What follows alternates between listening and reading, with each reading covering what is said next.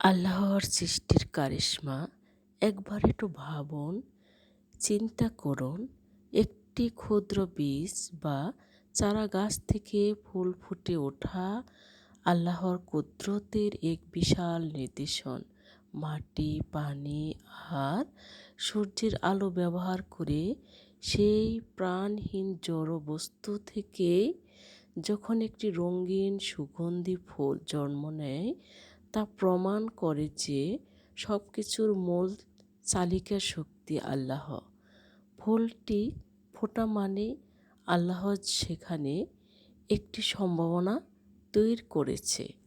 এইটাই হয়তো প্রাকৃতিক নিয়ম। আমরা আল্লাহর রহস্যের অনেক কিছুই জানি না। আল্লাহ তাআলা এই দুনিয়াকে দারুণ আশাবা বা ওসিলার জগৎ হিসাবে বানিয়েছেন। তিনি চাইলে পুষ্টি ছাড়াও ফুলটিকে টিকে রাখতে পারতেন, কিন্তু তিনি প্রকৃতির একটি নিয়ম সিস্টেম সেট করে দিয়েছেন। আল্লাহ তাআলা তা হলো গাছের জন্য পর্যাপ্ত পুষ্টি যত্নের প্রয়োজন। এখানে আল্লাহর কারিশমা হলো এই যে তিনি আমাদের শিখিয়েছেন যে প্রতিটি ফলাফলের পিছনে একটি শ্রম উপকরণের প্রয়োজনীয়তা রয়েছে। আল্লাহ তাআলা প্রত্যেকটি বান্দাবান্দির ধৈর্যের পরীক্ষা নেন। একটি চারাগাছে ফুল আসার পর তা ঝরে যাওয়া আমাদের জন্য একটি শিক্ষা। এটি আমাদের শেখায় যে সব আশা সব সময় পূর্ণ হয় না, যা আমাদের আল্লাহর উপর তাওয়াক্কুল ভরসা করতে শেখায়। এটি মানুষের জন্য একটি পরীক্ষা।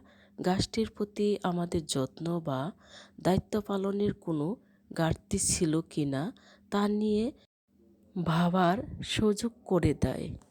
প্রতিটি মানুষের জীবনের চক্র বৈচিত্র্য। ফুলটি ঝরে যাওয়া মানে শেষ নয়। ঝরে যাওয়া ফুলটি মাটিতে মিশে গিয়ে আবার জৈব সার পরিণত হয়, যা পরবর্তী সময়ে গাছটিকে আরও শক্তিশালী হতে সাহায্য করে। তিনি মৃত্যু থেকে জীবিতকে করেন এবং জীবিত থেকে মৃত্যুকে নির্গত করেন। আল্লাহ তাআলা সূরা আর-রুম স্পষ্টভাবে বাণী লেখা আছে, লিপিবদ্ধ করা আছে, আয়াত নাম্বার 19। আল্লাহর কারিশমা এখানে এটাই যে তিনি ফুলটি ফুটিয়ে তার সৃজনশীলতা দেখিয়েছেন, আবার তা ঝরিয়েও দিয়ে আমাদের প্রকৃতির নিয়ম, উদ্ভিদের প্রতি মানুষের দায়িত্বের কথা স্মরণ করিয়ে দিয়েছেন।